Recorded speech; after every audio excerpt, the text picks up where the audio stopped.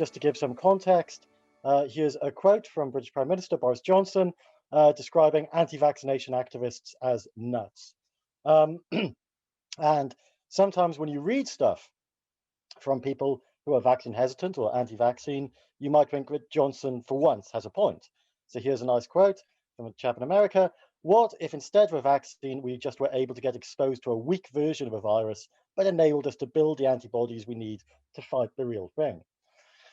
So there's something to be said for the notion that people who are hesitant or worried about vaccines are just wrong in some sense. But on the other hand, there's also a worry here. So there's lots of work in anthropology investigating vaccine hesitancy, which suggests that vaccine hesitancy is often a highly rational response to various kinds of concerns one might have. Lots of work in economics. Anyone who's ever discussed free rider problems in economics will know that not getting vaccinated is often a rational strategy. Lots of work in philosophy questions the notion that vaccine hesitancy is necessarily irrational. Now, given exactly how much anthropologists, economists, and philosophers disagree on, the fact that they all agree on this, it seems particularly weird. So the question I'm interested in is, might vaccine hesitancy be rational? Is there some ways in which it can be rational? That's not to say all actual vaccine hesitancy is rational. It's to ask how it's possible, how it might be the case that this would be rational. And obviously, I think that's relevant for thinking about strategies for responding to vaccine hesitancy. So I'm going to discuss three topics. First, I'm going to frame this in terms of the limits of prudential rationality.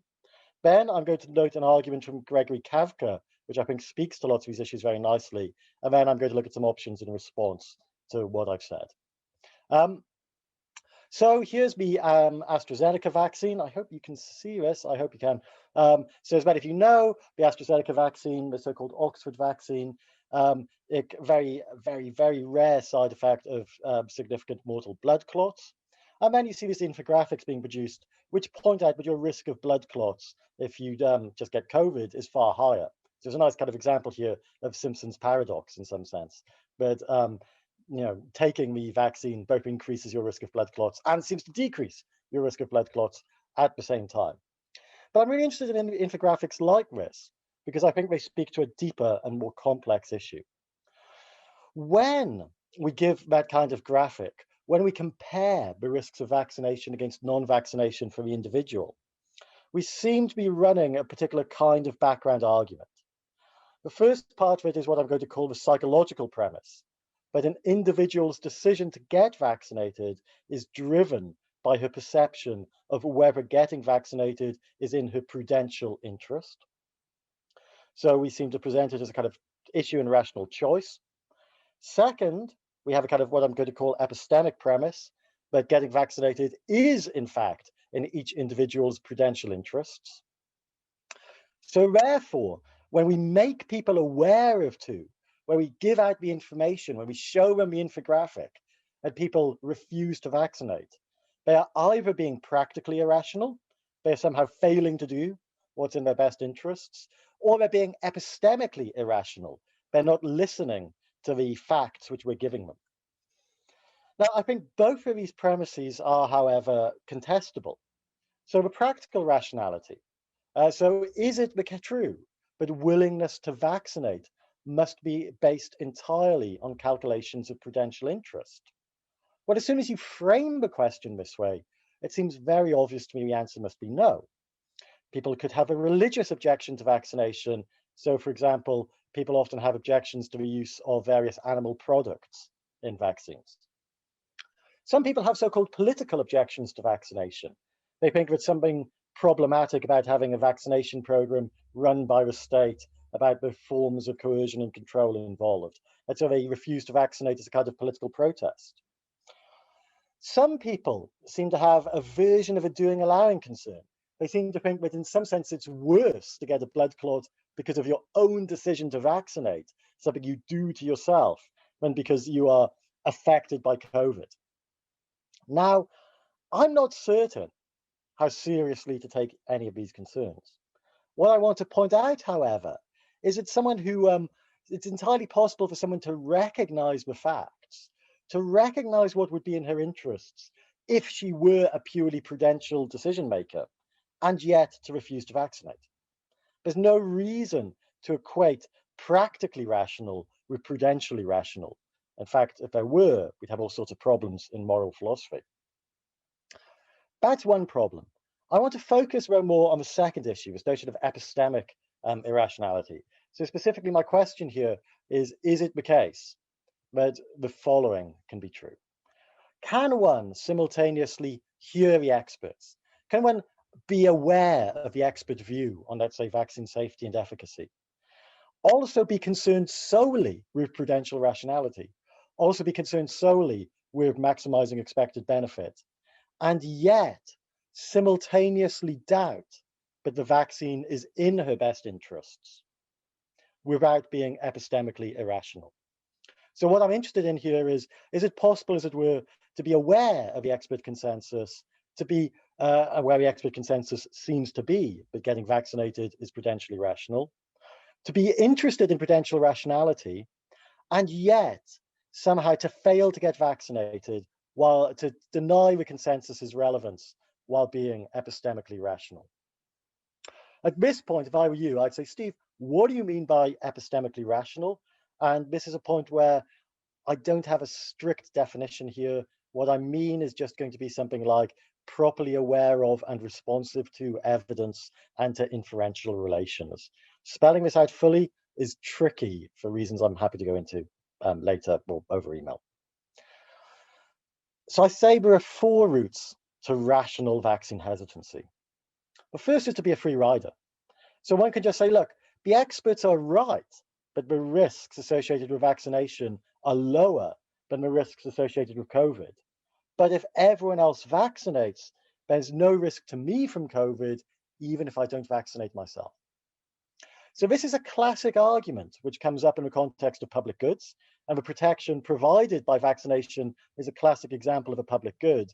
But as long as everyone else makes their contribution, then it turns out that from the individual perspective, there's no reason to make the contribution oneself.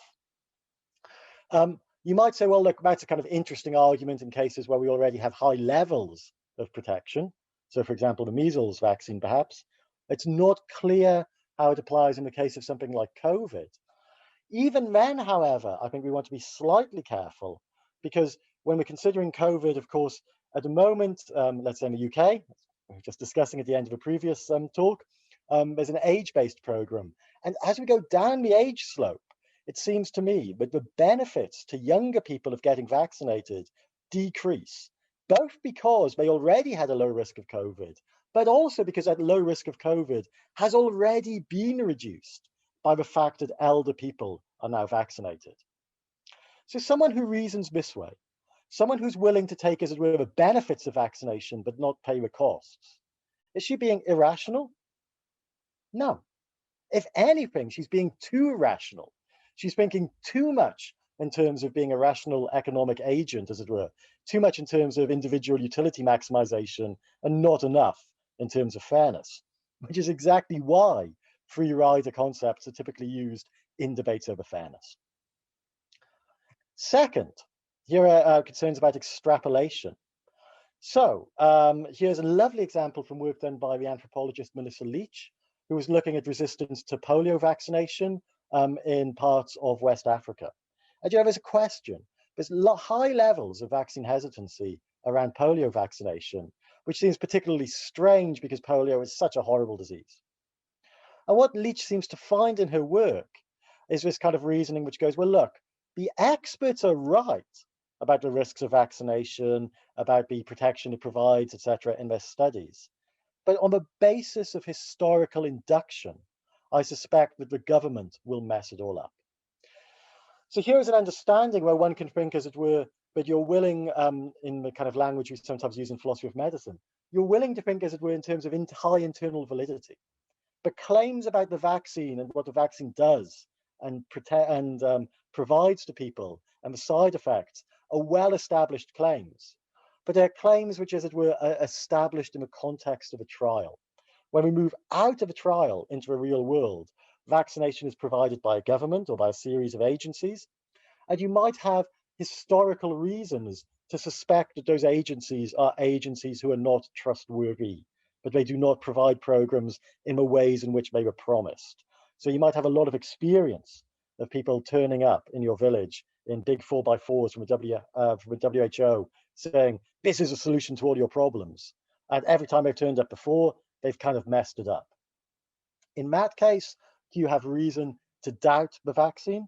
Well, it seems to me you do. You have an interesting case where you have good inductive evidence, but even if something works in principle, it won't work in practice.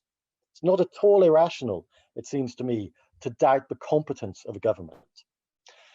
Again, is that relevant in the case of COVID? Well, it's going to vary from case to case, but I do think it provides one way of understanding why certain marginalized communities in developed countries might have much lower vaccine rates. This is just a way of reframing a familiar point you see in work by people like Heidi Graswick, okay? So second way, I don't think it's irrational. The third way, worries about the reference class issue. So here's a case where someone says, sure, I agree, but taking the vaccine is in the interests of the average person, but it doesn't follow, but it is in my interests because I am not average. Here's a way of understanding this, which I find a really nice example suggested to me by a student. In lots of countries, we have an HPV vaccination, which is meant to stop cervical cancer. And roughly what it does is it prevents sexual transmission of the HPV virus, okay? Now, here's something which is interesting. If you never had sex before you were married, and you married someone who didn't have any sex before they were married, and then you had sex with that person, then you could be assured that having taken the HPV vaccine would be of no benefit to you, okay? Be of no benefit to you because there's no risk of contracting the virus. So imagine now we've got someone who's willing to accept, as it were, for the average person, for a person who's maybe going to have several sexual partners, then the vaccine is in their interests. But this person says, for me, the vaccine isn't in my interests because I'm not average. Now, this person might be deluded, as it were, might be deluded about if they're going to have unprotected sex before their marriage, might be very deluded about their partner's proclivities for unprotected sex or a future partner's proclivities. But the key point here is that someone who reasons this way is putting themselves in a reference class different from a reference class used in the studies. And in putting themselves in that reference class, they can have good reasons to say that the generalization doesn't apply to this case. Using a nice terminology from Fuller and Flores, but there's a problem of particularization in this case. Some of you will know some work by Maya Goldenberg on how this works out in the MMR vaccine case, where parents typically think that their own children are particularly vulnerable to getting autistic enterocolitis, and so they deny the population studies. In the COVID case, I think this is entirely a reasonable way to think about the case. You might think you have good reasons to be particularly worried about blood clots. Let's say the last time you went in an airplane, you started to have a fear about blood clots in your legs. In that case, you move yourself out of a reference class, low risk reference class, into the high risk reference class, while accepting the average claim is true. Is it irrational to choose your reference class like that?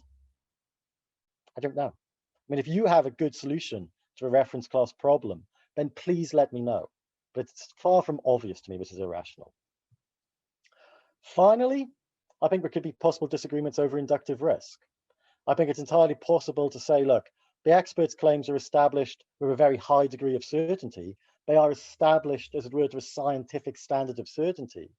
But I want even greater certainty before taking a step in the dark. So this is an alternative way of understanding the MMR case, a way which I've developed at some points, where you look at what parents say, and often what parents say in that case is something along the lines of, look, I can see that the scientists' claims that the MMR vaccine is safe are well established by scientific norms. But I don't just want, but when you ask a scientist, they will admit that they could be wrong. And I don't want to expose my child to a risk of harm if they could be wrong. I want an even higher degree of certainty before I undertake this action. So in that case, one is, as it were, saying the experts are right, given the standards of the experts, but I want even higher standards. Is that irrational? Again, I'm not entirely certain. But again, I also think it's a kind of phenomenon we can see in the COVID case, where we see concerns about, let's say, the amount of testing which was done before the vaccines were put on the market. So just to sum up, what I want to say is that contra the psychological premise, it's not at all clear, but when we think about vaccine hesitancy, people are just motivated by prudential rationality. And second, contra the epistemic premise, even if people are motivated just by prudential rationality, it might still be epistemically rational to hear the experts, but to refuse to believe the vaccination is in one's own best interests. What follows from any of this? Let me take a step back to some older work by Gregory Kavka. Why am I talking about vaccine hesitancy at all? Well, here's an answer. Because we want people to get vaccinated. But why do we want people to get vaccinated? Think about it this way. People have all sorts of beliefs, which from my perspective are stupid beliefs. So, for example, I don't think that the earth was created in 7 days by a god. And yet, thousands of people around me, hundreds of thousands of people around me, believe that claim. Do I care about their hesitancy here? No. Why do I care in the vaccine case? Well, because refusals to vaccinate threaten harm to others. So I have any other reason to care that it's bad for them would be paternalistic. And so the problem we face in a kind of vaccine case is that what we're really trying to motivate here, or what our concern is a form of solidaristic behavior. But what we're doing is we seem to appeal to self-interest to motivate the solidaristic behavior. Now, on the face of it, that might seem strange, but I don't think it is so strange. Imagine, my office window is open, and outside is someone who's having a cigarette or something. Now, it may be like, I don't like the smell of cigarettes, so I want them to stop smoking outside my window. But I know they're not going to respond very well to me just saying, I don't like the smell of cigarettes. So instead, I say to them, smoking is really bad for you. What we often do is we offer people prudential reasons to do things we think they should do for broadly solidaristic or ethical reasons. And I take it that's what's going on in the vaccination case. What's interesting about the vaccination case, though, is how it relates to this really lovely argument from Kavka. So Kavka's argument basically is an argument about what he calls the kind of social functions of ignorance or uncertainty. So let's just imagine that each has an obligation to contribute to a state-funded healthcare, for anyone who falls ill. Yeah. So imagine we've all got, as it were, a duty of justice to contribute to some institution which supports healthcare for all. Now, it also seems true, but each is more likely to contribute if she believes that doing so is in her own prudential interests. So that's to say that we're more likely to contribute to, let's say, a nationalized health service if we believe not just that this is something we ought to do morally, but this is something which is good for us. Yeah. Now, note what happens. What we have here is we have this second belief is sustained by a particular form of uncertainty. Because we are uncertain about whether we will fall ill in the future. Yeah. Because I'm uncertain if I will need, let's say, nationalized health service in the future.